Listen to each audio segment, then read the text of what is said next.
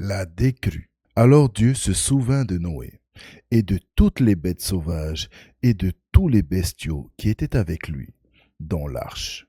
Dieu fit passer un vent sur la terre, et les eaux désenflèrent. Les sources de l'abîme et les écluses du ciel furent fermées. La pluie fut retenue de tomber du ciel, et les eaux se retirèrent petit à petit de la terre.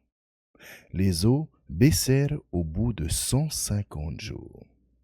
Et au 7e mois, au 17e jour du mois, l'arche s'arrêta sur les monts d'Arara.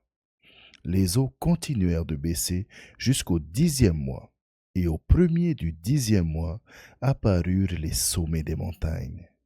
Au bout de 40 jours, Noé ouvrit la fenêtre qu'il avait faite à l'arche, et il lâcha le corbeau qui alla et vint en attendant que les eaux aient séché sur la terre.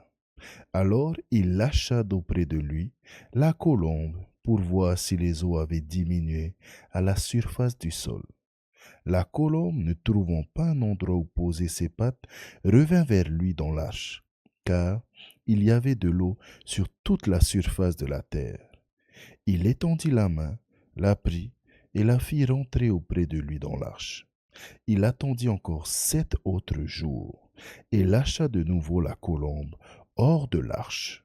La colombe revint vers lui sur le soir, et voici qu'elle avait dans le bec un rameau tout frais d'olivier.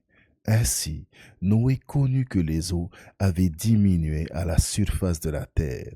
Il attendit encore 7 autres jours et lâcha la colombe, qui ne revint plus vers lui. C'est en l'an 601, au premier mois, le premier du mois, que les eaux séchèrent sur la terre. Noé enleva la couverture de l'arche. Il regarda, et voici que la surface du sol était sèche. Au second mois, le 27e jour du mois, la terre fut sèche.